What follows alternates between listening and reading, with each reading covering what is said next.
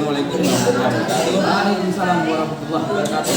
Terima kasih Pak Yus atas berkenan untuk diamati pada aktivitas pembelajaran Pak Yus pada hari ini. Namun ada beberapa hal yang saya ingin tanyakan sebelum kita mulai spasi di kelas. Yang pertama Pak Yus, apa tujuan pembelajaran yang ingin dicapai Pak Yus? Saya mempunyai tujuan pembelajaran peserta didik kami itu mampu mendesain suatu penelitian sejarah walaupun itu tahap-tahap belajar awal atau dasar, paling tidak sejarah lokal. Oke. Tentang sejarah lokal, mengetahui sejarah lokal anak-anak. Terus bagaimana nanti strategi pembelajaran Pak Yus itu dilakukan supaya anak mencapai tujuan pembelajaran? Tentunya strategi itu saya lakukan yang pertama, biar ada fokusnya pada saya, kami lakukan dengan strategi Student center berarti ya? Ya, biar ada titik penyampaian. Yang kedua, penyesuaian materi. Jadi siswa itu akan terfokus materi. Baru yang ketiga, nanti ketika ada semacam penjelasan yang kurang, harus saya menjelaskan pada siswa. Ada berarti semacam memberikan pengarahan, Betul. menarik kesimpulan dari apa yang meluruskan apa yang ditarik kesimpulan oleh Pak Yus. Oke bagus, bagus itu.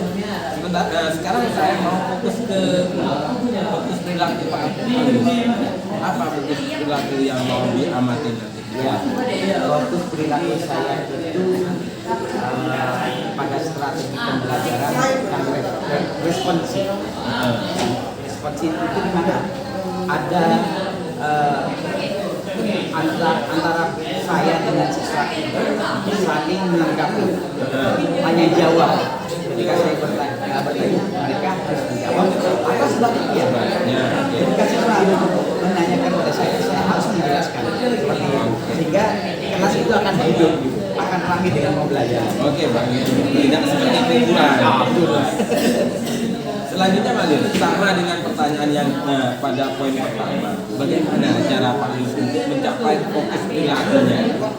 Fokus perilakunya dilakukan dengan itu tadi, melakukan tanya jawab pada siswa sehingga ada semacam feedback dari siswa dari guru dan siswa gitu.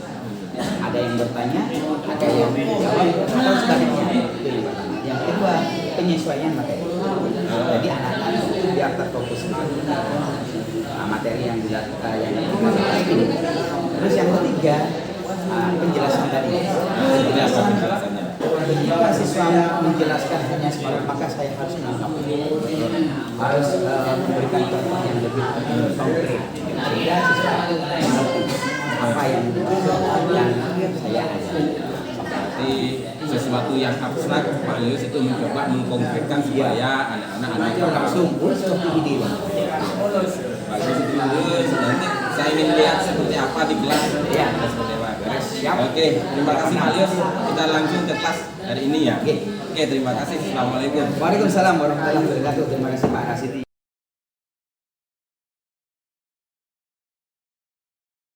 Langkah penelitian sejarah.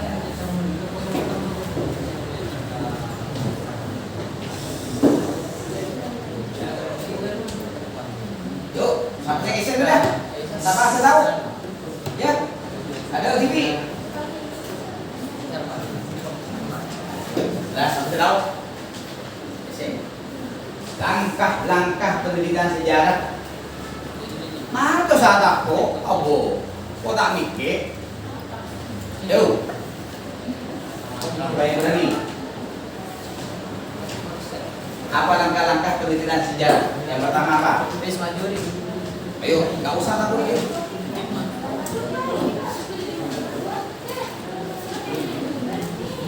Ya, depan. Nggak usah takut. Satu aja. Kasih yang lain biar pintar. Ini semuanya mulai saya yang harus pintar. Tidak hanya satu orang.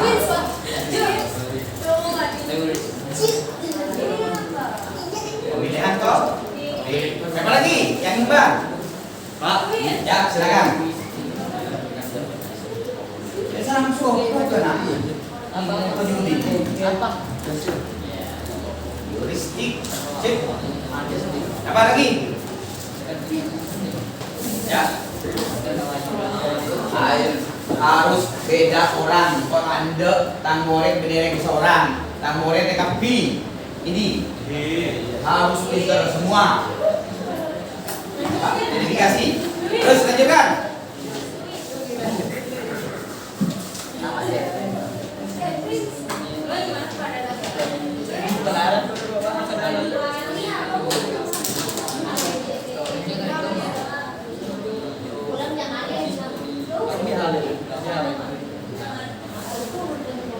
Interpretasi ya. Oke, kurang satu lagi.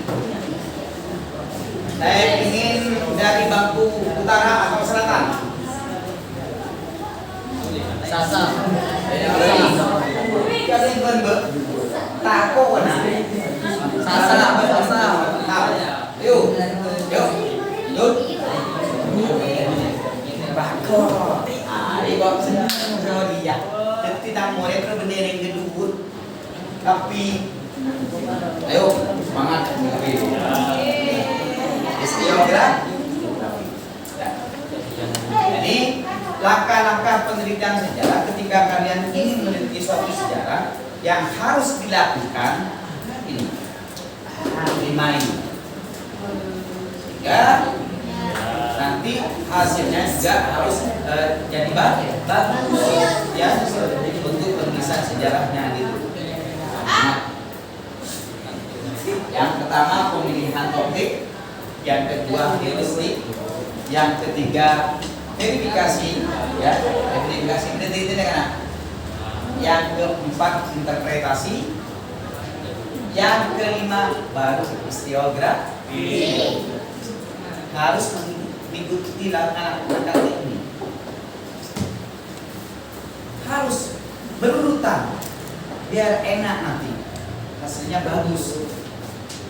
Makanya sesuai dengan tujuan pembelajaran kali ini yaitu mendesain suatu penelitian sejarah lokal. Jadi kalian nanti akan saya bentuk kelompok kecil untuk meneliti atau menulis suatu sejarah yang ada di Pamekasan daerah kalian.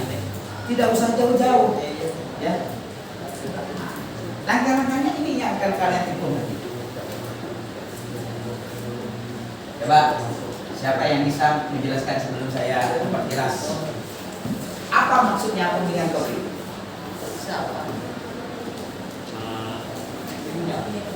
Apa?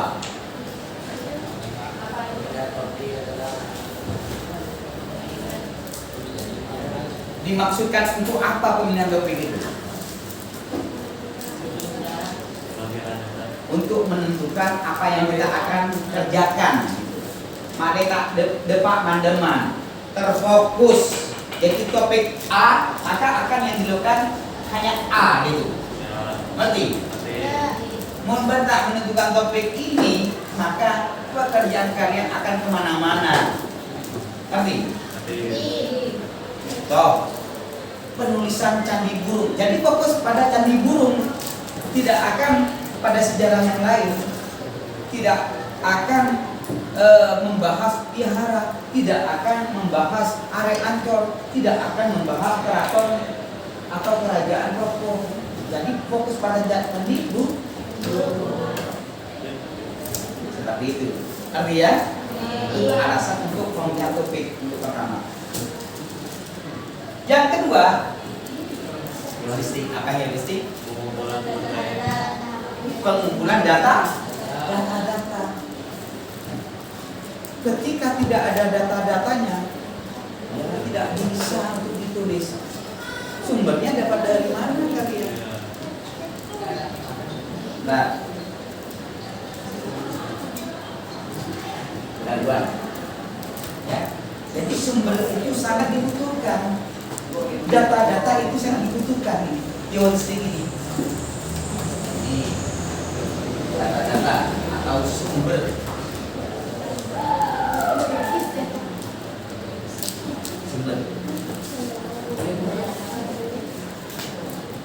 Jadi seperti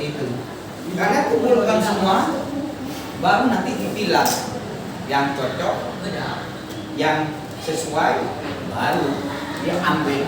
Kalau tidak cocok, tidak usah. Paling mengumpulkan data-data yang tidak cocok, nanti penulisan sejarah kalian pun juga akan merembet kemana-mana. Kan seperti itu kan? Terus yang ketiga, langkah yang ketiga adalah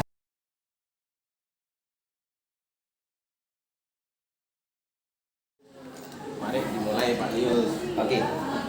Gimana tadi mengajarnya di kelas? Alhamdulillah tidak ada rintangan, lancar dan sukses. Alhamdulillah. Anak-anak gimana?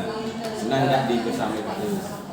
Anak-anak sangat antusias ketika ada tanya jawab, baik saya ketika bertanya ataupun saya kasih pertanyaan. Karena apa? Kegiatan itu bisa di lapangan nanti akhirnya. Terus untuk fokus kinerja sudah tersampaikan ya? Iya, alhamdulillah. Ini Pak Jos, dalam sebuah kegiatan itu belum tentu semuanya berjalan sempurna. Mesti ada kendala. Kendala yang dirasakan Pak Jos tadi ketika membersamai anak-anak di kelas sudah. Ketika di kelas itu kita enak Pak. Namun ketika ada semacam penugasan kami terkendala dengan waktu. Karena apa? Model yang kami hadapi atau yang kami gunakan itu pada endingnya menggunakan portofolio. Gitu ya. Jadi harus ada laporan. Itu kelemahannya. Berarti diatasi dengan cara memberikan portofolio partisipasi. Penugasan di rumah. Berarti tidak ada kendala yang signifikan. Alhamdulillah. Terus saya ingin mengkonfirmasi lagi Pak, yang sudah baik dari pembelajaran Pak itu seperti apa? Iya, kalau menurut saya dengan adanya pembelajaran atau strategi itu responsif anak-anak itu luar biasa. Kenapa? Baik pertanyaan saya yang saya lontarkan itu anak-anak bisa menjawab walaupun dari A, B, C itu akhirnya disimpulkan menjadi satu bagus. Sebaliknya ketika ada pertanyaan diberi kesempatan bertanya, anak-anak itu banyak yang nanya apa akhirnya saya bisa menentukan dan menjelaskan secara luas. Berarti untuk teknik yang digunakan Pak Yos tadi itu sudah berjalan dengan baik. Terus itu lagi apa namanya? Terkait dengan fokus kinerja sudah bisa berjalan dengan sukses.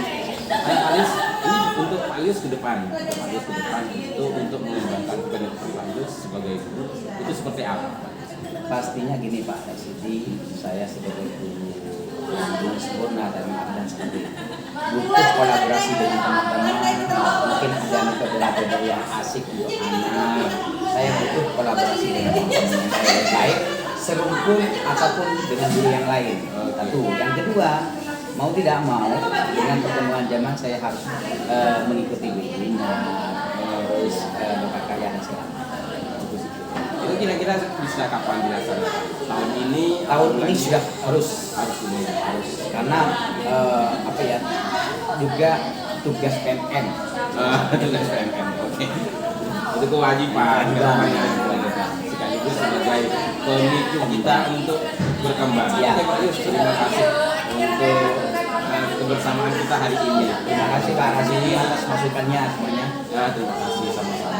Semoga ini menjadi kebermanfaatan bagi kita dalam pertemuan ini. Terima kasih Pak Yus. Assalamualaikum. Waalaikumsalam. Antep.